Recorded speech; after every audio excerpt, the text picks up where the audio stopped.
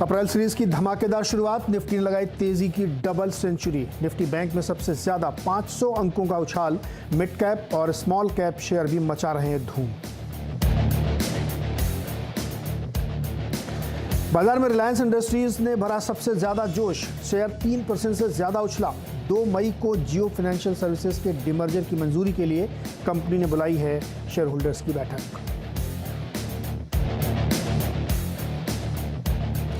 रक्षा मंत्रालय से 36,000 करोड़ रुपए के करार से घरेलू डिफेंस कंपनियों में जबरदस्त तेजी।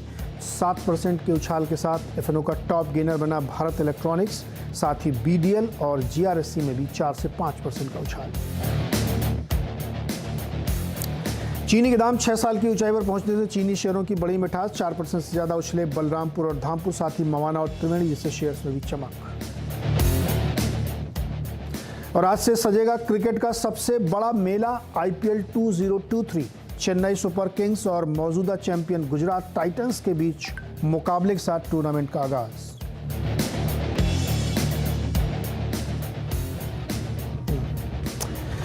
तो ताज़ा हाल ये है कि 176 पॉइंट की मजबूती के साथ 17,257 निफ्टी का लेवल है और 500 पॉइंट से ज़्यादा की मजबूती के साथ 40,415 बैंक निफ्टी का लेवल है।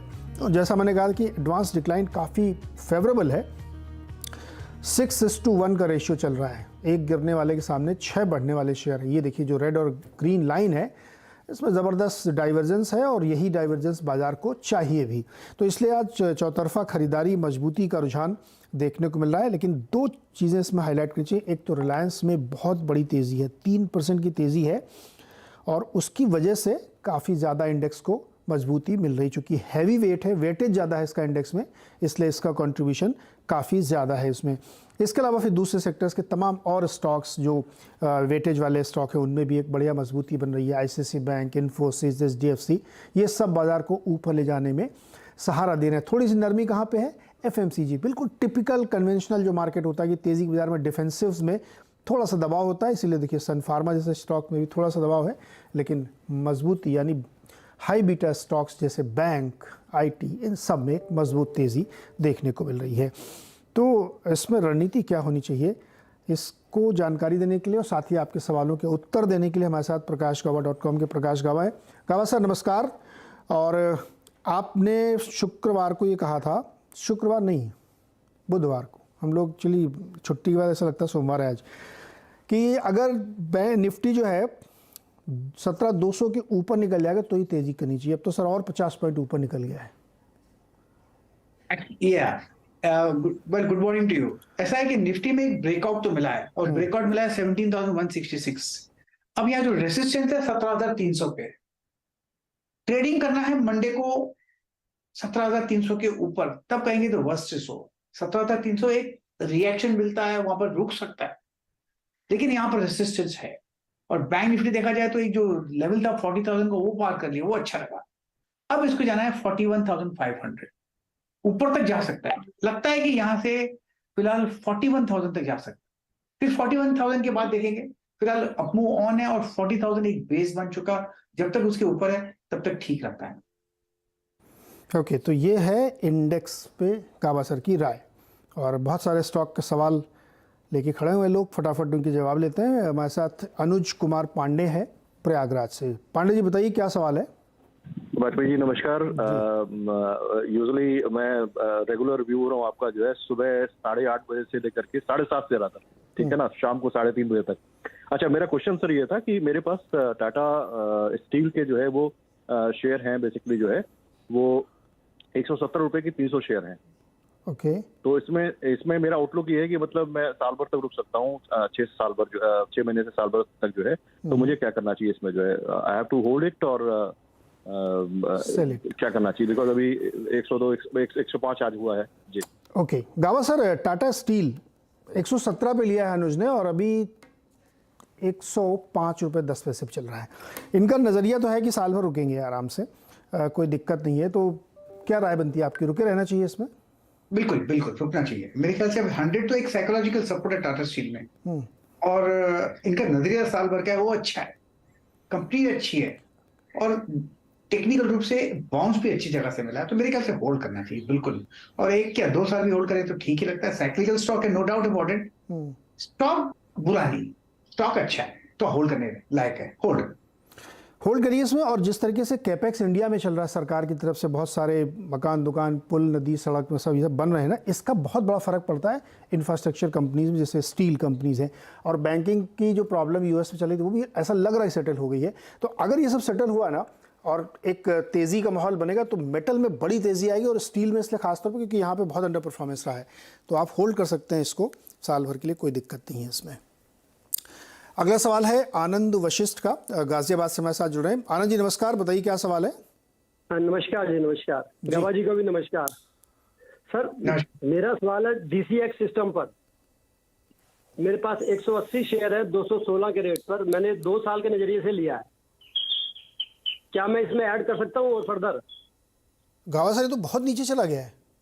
यस, जब से लिस्टिंग हुआ उसके बाद लगातार गिरावट देख रहे हैं। वीक स्ट्रक्चर, 2 बार अटेम्प्ट किया ऊपर जाने की, दोनों बार फेल हुआ। अब तक वीक है, कहीं स्ट्रेंथ नजर नहीं आती। अब वो मिलता है तो उसका एडवांटेज लेकर निकल जाएगा, लेकिन वीक स्ट्रक्चर है, इतना बता दो। तो इनके प्राइस तक जाएगा क्या निकलने के लिए? ब्रेक इवन मिल जाएगा, 216 तक नहीं जाएगा? बहुत डिफिकल्ट है। मिल जाता है तो निकलने का मौका मिलता है तो निकलना चाहिए। ओके, तो आनंद जी फिर उछाल में फिर निकलने की कोशिश करिएगा। स्ट्रक्चर अच्छा नहीं लग रहा है इसका, और लिस्टिंग के बाद से स्टॉक लगातार कमज़ोर हुआ है। ये देखिए 6 महीने में स्टॉक 51% डाउन है। आई होप कि आपने जब खरीदा उसके बाद से गिरावट देखने को मिल रही है, तो उछाल में बेचने की कोशिश करिएगा। अगला सवाल है राजन कुमार प्रसाद पटना से। राजन जी नमस्कार, बताइए क्या सवाल है। नमस्कार Neeraj sir.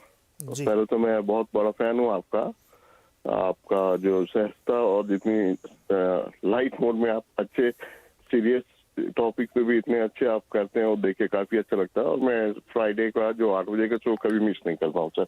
Thank you sir, thank you so much. Piramal pharma at the average price है 84 में 100 प्राइस मतलब ₹100 पे मैंने लिया था, एवरेज करके मेरा 84 पे आया था। तो मैं फार्मा सेक्टर और ये पीरामल फार्मा दोनों पे आउटलुक जानना चाहता हूँ। कम से कम 1 साल तक इसको होल्ड कर सकता हूँ, तो क्या मैं इसमें फर्दर एवरेज करूँ, या मतलब किस लेवल का मैं टारगेट इसमें अगले 1 से 1.5 साल या 2 साल में देख सकता हूँ सर? इस पे अगर मुझे एक क्लियर एक आउटलुक दे देते 1 साल का व्यू, पोजिशनल मतलब 1 से 2 साल में होल्ड कर सकता हूँ जी। गावा सर पीरामल फार्मा 84 रुपये इनकी एवरेज कॉस्ट है, और इस समय चल रहा है 70 रुपये 10 पैसे का। साल 2 साल रुकने में कोई दिक्कत नहीं है। ये स्टॉक जब से डिमर्ज हुआ था उसके बाद से लगातार इसमें एक दबाव बना। थोड़ा लंबा चार्ट दिखाएगा तो समझ में आएगा। तो इनको रुकने में कोई दिक्कत नहीं है, तो बने रहना चाहिए क्या? इसमें बॉटम बन गया इसमें अब? देखिए ऐसा है कि ये जब से लिस्टिंग हुआ तब से वीकनेस देख रहे हैं, और वहां पर लगातार गिरावट देख रहे हैं। लेकिन लास्ट के 2 हफ्ते का जब मैं चार्ट देखता हूं तो उससे लगता है कि यहाँ पर एक बॉटमिंग आउट प्रोसेस शुरू हुआ है, और लगता है हो भी रहा है। वेरी गुड चांस, सेटअप के हिसाब से एक बाय सिग्नल भी जनरेट हो चुका है, तो यहां पर तो होल्ड करना चाहिए बिल्कुल। अभी ट्रेड कर रहा है 70 के आसपास। 120 110 में थोड़ा रेजिस्टेंस है, उधर फ्रेश लुक लीजिएगा। लेकिन लगता है ये जगह बहुत अच्छी है, सिग्नल टेक्निकल इंडिकेटर्स में भी दे चुका है कि मैं बॉटम आउट हो गया। तो लेट्स सी, सिर्फ कंफर्मेशन की जरूरत है, hold. Rajan ji pharma industry के बारे में भी आपने पूछा। देखिए फार्मा इंडस्ट्री ना बहुत बड़ी है, उसमें अलग अलग तरह तरह की कंपनियां हैं। कुछ जेनरिक में है, कुछ R&D में भी है, कुछ सिर्फ प्लेटफॉर्म की तरह पे काम करती हैं। तो उसमें आपने देखा होगा कि बहुत तगड़ा करेक्शन बना, 52 वीक लोज टच किया है उसके इंडेक्स ने और तमाम कंपनीज ने। इसने भी वही सही किया। जब से ये डिमर्ज हुई तो उसके बाद से इसमें कंटिन्यूस गिरावट देखने को मिली है। तो आपने जहाँ पे खरीदा वो बहुत नीचे जाके खरीदा, ये आपने एक अच्छा काम किया है। तो जैसे गावा सर कह रहे हैं कि लास्ट 2 वीक से ग्रीन कैंडल बनना शुरू हुई है, तो हो सकता है कि बॉटम आउट हो रहा हो। अभी सर्टेनिटी के साथ नहीं कहा जा सकता, लेकिन चूंकि आपने ऑलरेडी काफ़ी लो प्राइस पे लिया है तो आप ये होल्ड कर सकते हैं। इसमें आपको हो सकता है कि अच्छे गेंस मिल जाए, क्योंकि जितना फ्रॉथ था वो ऑलरेडी इसमें से निकल चुका है। तो पीरामल फार्मा में होल्ड की राय आपके लिए रहेगी। गावा सर एक स्टॉक है जिस पर बात करना ज़रूरी है, रिलायंस। आज इसमें एक बहुत बड़ी तेज़ी है, 3% से ज़्यादा की। हाल ही में लास्ट वीक तक भी कह सकते हैं आप कि इसने काफ़ी लोज देखे। अब इसमें एक बड़ी तेज़ी बनी है, और इसमें खबर भी दर्शकों के लिए बता दूं कि 2 मई को एक बैठक बुलाई गई है जिसमें जो जियो फाइनेंस सर्विसेज है उसको अलग करने की शेयर होल्डर्स की मंजूरी ली जाएगी। ये अनाउंसमेंट काफ़ी पहले हुआ था। गवा सर, रिलायंस में क्या दिख रहा है, चार्ट में क्या ट्रेंड बन रहा है? एक्चुअली देखा जाए तो टेक्निकल रूप से बाय की जगह बहुत ही बढ़िया है, ब्यूटीफुल जगह है, और बाय सिग्नल जनरेट भी हो गया, एग्रेसिव कॉल है, लगता है ये बॉटम आउट हो चुका। वो है 2290, वहां से ऊपर चला गया, आप ऊपर है 2304 पे ट्रेड कर रहा है। अब ये लगता है कि 24 तो जा सकता है, 2475 भी जा सकता है, लेकिन पहला टारगेट रहेगा 2400, ट्रेड कर रहा है 2300 के आसपास। 2260 का किसी को ट्रेड करना है तो भी स्टॉप लगाएंगे तो भी चलेगा रिलायंस इंडस्ट्रीज। मुझे लगता है यहाँ पर एक अपूर्ण मिलना चाहिए रिलायंस। ओके, और रिलायंस पे कोई भी बाई या सेल की राय आप जब करें तो उसमें एक राय और ले लें किसी से, क्योंकि ये चैनल जो आप देख रहे हैं इसकी होल्डिंग रिलायंस इंडस्ट्रीज़ की है, तो कोई भी एक्शन करने से पहले एक राय और ज़रूर ले लीजिए, डबली चेक ज़रूरी होता है। अगला सवाल है हमारे साथ विक्रम का, दिल्ली से जुड़ रहे हैं। विक्रम, बताइए क्या सवाल है? हाँ जी, मैंने एक्सिस बैंक के 200 शेयर ले रखे हैं जी 880 के रेट पे, और मेरा व्यू है मीडियम टर्म का, तो मीडियम उसके बाद ये काफी डाउन चल रहा है। मीडियम मतलब कितना? 3 मंथ्स। ओके, गवा सर 3 महीने का नजरिया, हाँ बताइए, सवाल पूछिए, कंप्लीट करिए। मुझे क्या करना चाहिए, बिकॉज अभी मार्केट काफी डाउन है पिछले 1 महीने में, हाँ। और मेरी परचेज को 2 महीने ऑलरेडी हो चुके हुए हैं, सो आई वाज वरीड कि मुझे रखना चाहिए या निकाल देना चाहिए। गवा सर 2 महीने हो चुके हैं, 3 महीने और मैक्सिमम 880 में खरीद है इनकी, 3 से 800 6 महीने चल रहा है। 3 से 6 महीने भी कर देंगे तो नुकसान नहीं होगा। मेरे ख्याल से नेक्स्ट टेक्निकल टारगेट 900 का है, 920 का है, वहां तक जाना चाहिए। वहां पर फ्रेश लुक लीजिए या प्रॉफिट बुक कर लीजिए, मेरे ख्याल से आपको मिलना चाहिए। ये स्टॉक मैंने आज सुबह भी आज बाय दिया था एक्सिस बैंक, क्योंकि परसों इसका बाय सिग्नल जनरेट हुआ था एक्सिस बैंक। तो होल्ड करिए इसको, और 920 तक जा सकता है। 920 पे जाए तो या तो बिना पूछे प्रॉफिट बुक कर लीजिएगा, या अगर आपका मन करे दोबारा पूछिएगा हम लोगों से, तो अगर ठीक लगेगा तो हम लोग फिर बताएंगे, लेकिन फिलहाल ध्यान लगा। गावा जी, कोई स्टॉप लॉस भी लगाना है क्या इसमें? क्या 830 बहुत स्ट्रॉन्ग डीप स्टॉप है, लेकिन 830 लगाना है। तो एक्चुअली लगता है जैसे एक गिरावट आई है, बेसिक चार्ट स्ट्रक्चर पॉसिबल जो गिरावट आई है, इस गिरावट में वीकनेस नहीं है। मैं कहूंगा इसमें वीकनेस नहीं है, इस गिरावट में करेक्शन है, यस। तो फिर एक अपूर्ण मिलना चाहिए, इसलिए वो नेक्स्ट टारगेट ले जा सकता है 900 और 920 का जोन, ये एक जोन तक जा सकता है। तो मुझे नहीं लगता है कि स्टॉप लगाना चाहिए। अगर आप डिलीवरी में बैठे हैं तो ठीक है, अगर फ्यूचर्स ऑप्शन में होते तो मैं बिल्कुल कहता कि स्टॉप लगाइए। कंपनी अच्छी है, बैंक अच्छा है। तो कैश में लिया तो कोई दिक्कत नहीं है, तो आप वेट करिएगा, जो लक्ष्य बताए गए हैं उस पर ध्यान रखिएगा। अगला सवाल है गुलशन ढींगरा का, ये भी दिल्ली से है। गुलशन जी, बताइए क्या सवाल है? हाँ जी, हाँ जी, नमस्कार सर। जी नमस्कार। हाँ जी सर, मेरे पास भारत डायनेमिक के जो है 30 स्टॉक हैं 633 के रेट पर, ठीक है जी। और ब्रिटानिया है 10 स्टॉक 2990 के रेट पर। तो सर इनको मैं लंबे टाइम के लिए रखना चाहता हूँ, क्या रख सकते हैं या इनको कुछ इसमें से प्रॉफिट बुक कर लें? यार अच्छा खासा पैसा तो बना लिया आपने गुलशन जी। सर इसीलिए तो पूछ रहे हैं कि इसमें अब कोई ऐसी रिस्क वाली बात तो नहीं, अगर हम और लंबे टाइम के लिए रख लें तो। हाँ नहीं, ये बहुत अच्छी बात आपने की है। जब लोग फंस जाते हैं तब पूछते हैं, आपने सही किया। अब क्या करें इस समय? गावा जी ये बताइए, देखिए भारत डायनेमिक्स में ठीक ठाक मुनाफा है, मतलब 50% के आसपास कह सकते हैं आप प्रॉफिट इन्होंने बना लिया है। क्या करें, थोड़ा प्रॉफिट बुक करें क्या?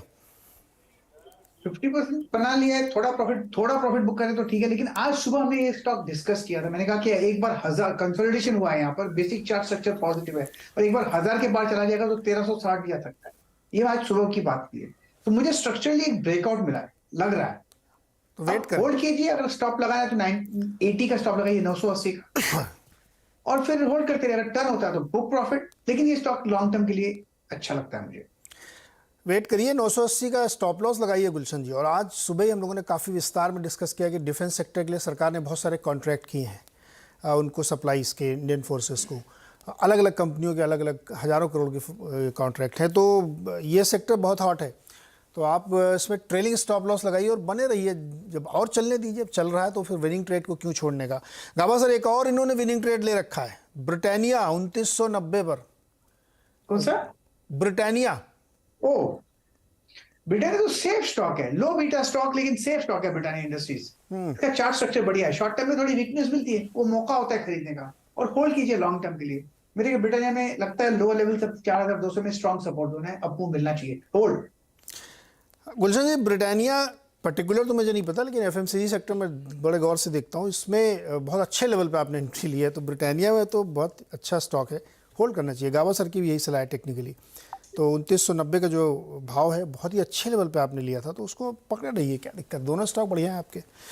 अच्छा गावा सर, निधि अग्रवाल है जो ट्विटर पे सवाल पूछ रहे हैं, इनके पास 311 शेयर हैं ओरिएंट इलेक्ट्रिक के, शॉर्ट टर्म के लिए चाहिए इनको राय, 264 पे लिया है, क्या करना चाहिए? ओरिएंट इलेक्ट्रिक, हाँ वेल शॉर्ट टर्म के लिए लिया है। अब ऐसी जगह पे ट्रेड कर रहा है, 250 और 280 के बीच में ट्रेड कर रहा है। लगता है कि यहाँ पर सपोर्ट है, बेसिक चार्ट स्ट्रक्चर पॉजिटिव है, मेरे ख्याल से कप मूव मिलना चाहिए। रेजिस्टेंस करीब 330 के आसपास है।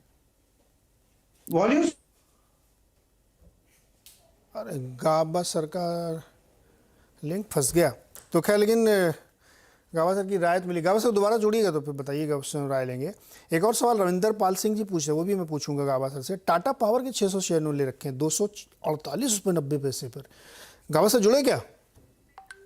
अच्छा, तब तक मैं एक बार मार्केट चेक आप लोगों के सामने रखता हूँ, जब तक गावा जुड़े। 166 पॉइंट, अरे थोड़ा सा नीचे आया है, 10-15 पॉइंट नीचे आया निफ्टी, और बैंक निफ्टी 508 पॉइंट ऊपर है। मिड कैप लेकिन आज उतना नहीं चल रहा जितना ये निफ्टी बैंक निफ्टी चल रहे हैं। फिर भी एडवांस डिक्लाइन यानी बढ़ने घटने वाले, जिससे मुझे लगता है मोटे मार्केट का अंदाज़ा वो यहाँ पे बेटर देखने को मिल रहा है, एक अच्छी तेजी मिली। गावा सर जुड़ गए। हाँ गावा सर, वो अपनी बात कंप्लीट करिए, फिर दूसरा एक सवाल लेते हैं। ओरिएंट इलेक्ट्रिक लगता है कि मुझे साइडवेज जोन पर है, लेकिन बेसिक चार्ट स्ट्रक्चर पॉजिटिव है। ये स्टॉक मेरे ख्याल से होल्ड करना चाहिए। रविंदर पाल सिंह जी सर हैं, इन्होंने सवाल नहीं पूछा है कि टाटा पावर के 600 शेयर इन्होंने खरीद रखे 248.90 पर, क्या करें, ये होल्ड करें क्या एक साल के लिए? एक्चुअली बहुत फास्ट दौड़ा था Tata Power from 50 levels to 300 zone. उसके बाद एक थोड़ा फटीग थोड़ा और चल सकता है, थोड़ा डिप दे सकते हैं। इनकी कॉस्ट थोड़ी हाई है। अब थोड़ा रेंज बाउंड भी ट्रेड है टाटा पावर, 190 और 250 के आसपास, 240 के आसपास रेंज में चलता है।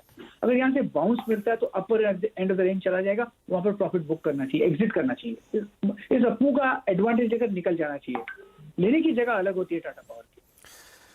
ओके, तो गावा सर एक चमन जैन जी हैं, उनके दो सवाल है। पहले एक सवाल बताइए, दूसरा बड़ा इंटरेस्टिंग सवाल है। पहला सवाल इनका ये कि HDFC बैंक का इन्होंने कॉल लिया है अप्रैल एक्सपायरी वाला 1590 पर, 37 रुपए का एक लॉट है, क्या करना चाहिए? अपडेट 1596 पर ट्रेड कर रहा है। इनको एक स्टॉप लगाना चाहिए 1590 का। अगर 1590 कैश मार्केट में बीच जाता है तो कॉल से निकल जाएगी। अब वो मिल सकता है HDFC बैंक में 1620 1630 भी जा सकता है, ये पॉसिबल है।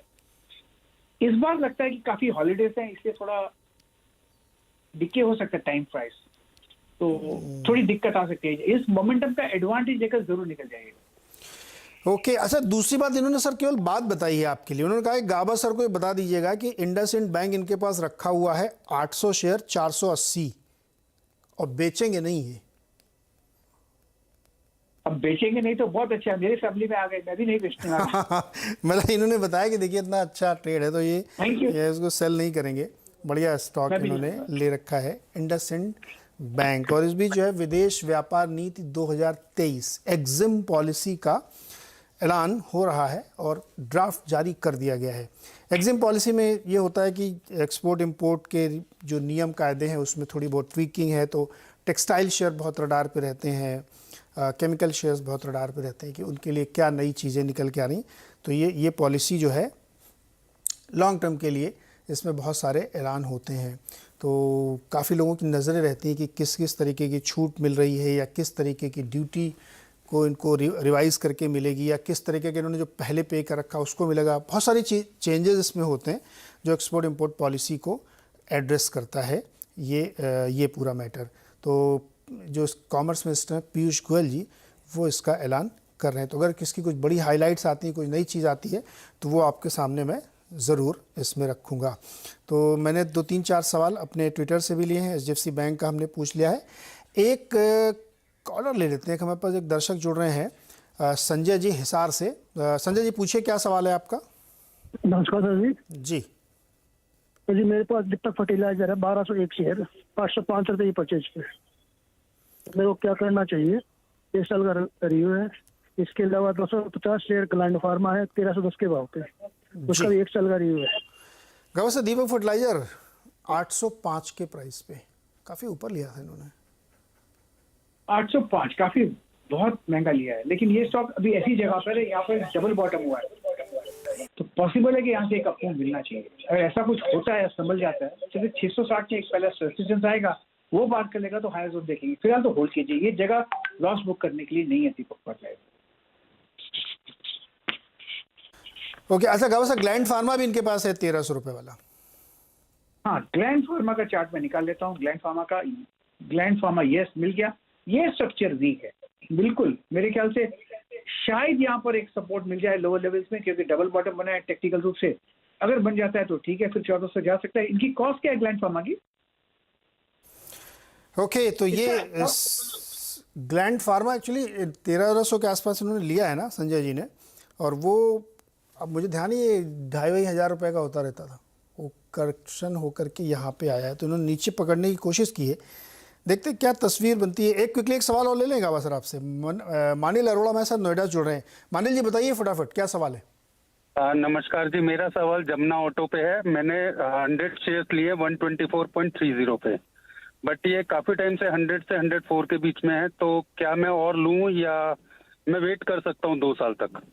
गावा सर, जमुना ऑटो 2 साल इंतजार कर सकते हैं। 124 पे खरीदा है, अभी 99 रुपए पे चल रहा है। करना भी चाहिए, जगह अच्छी है बाउंस करने की जमुना ऑटो, अगर बाउंस होता है तो। लेकिन बहुत फास्ट दौड़ा था फ्रॉम 20 रुपीज टू 130 140, तो मेरे ख्याल से इनको होल्ड करना चाहिए। ओके, जमुना ऑटो को होल्ड करना चाहिए मानिल जी आपको। गावा सर बहुत बहुत शुक्रिया जुड़ने के लिए और बहुत सारे दर्शकों के सवालों के जवाब देने के लिए। चलिए अब आपको एक खबर और एक जानकारी दे दें। देश में अपनी तरह का पहला नीता मुकेश अंबानी कल्चरल सेंटर आज से दर्शकों के लिए खुल गया है। मुंबई में है ये। रामनवमी के शुभ अवसर पर रिलायंस फाउंडेशन की चेयरपर्सन नीता अंबानी ने कल्चरल सेंटर में पूजा अर्चना की। अगले 3 दिन तक इसमें ब्लॉकबस्टर शोज़ का आयोजन किया जाएगा, जिसमें बॉलीवुड और हॉलीवुड की तमाम हस्तियां, नामी गिरामी लोग शामिल होंगे। स्वदेश नाम से खास तौर पे कला और शिल्प प्रदर्शनी लगेगी। The great Indian musical civilization to a nation नाम से एक म्यूजिकल प्रोग्राम भी होगा, जिसमें इंडियन कल्चर को दिखाया जाएगा और तमाम सारे ऐसे प्रोग्राम्स होंगे जो इस पुरानी विरासत को आपके सामने रखेंगे। एक इंडियन कल्चर को दिखाता हुआ संगम नाम से विजुअल आर्ट शो भी आयोजित किया जा रहा है। टोनी एमी अवार्ड विजेता और क्रू म्यूजिक परफॉर्मेंस देंगे। इसका डायरेक्शन फिरोज अब्बास खान करेंगे। नीता मुकेश अंबानी कल्चरल सेंटर 16,000 वर्ग फुट में फैला एक 4 मंजिला आर्ट हाउस है। काफ़ी बड़ा है ये, और इसका खास आकर्षण ये है कि इसमें इसका एक झूमर है जो काफ़ी बड़ा है, जिसमें कमल की थीम पर बने इस झूमर में 8,700 स्वरोस्की क्रिस्टल्स लगे हुए हैं। इसके अलावा इस हॉल में 2,000 सीटों वाला एक ग्रैंड थिएटर भी है, जिसमें देश का सबसे बड़ा ऑर्केस्ट्रा पिट बनाया गया है। छोटी प्रदर्शनियों और कार्यक्रमों के लिए स्टूडियो थिएटर्स हैं, जिनमें 250 सीट्स हैं, और द क्यूब जिसमें 125 सीट्स हों। वर्ल्ड क्लास थिएटर में एडवांस टेक्नोलॉजी का इस्तेमाल किया गया है। इसकी कुछ तस्वीरें और कुछ झलकियाँ आपके सामने आपने देखी। ये मुंबई वालों के लिए खास तौर पर। तो चलिए इसी नोट पर आपको यहाँ पे छोड़ते हैं, और बाजार अभी भी मजबूती के साथ ट्रेड करने की कोशिश कर रहा है। ब्रेक के बाद होगा खिलाड़ी नंबर।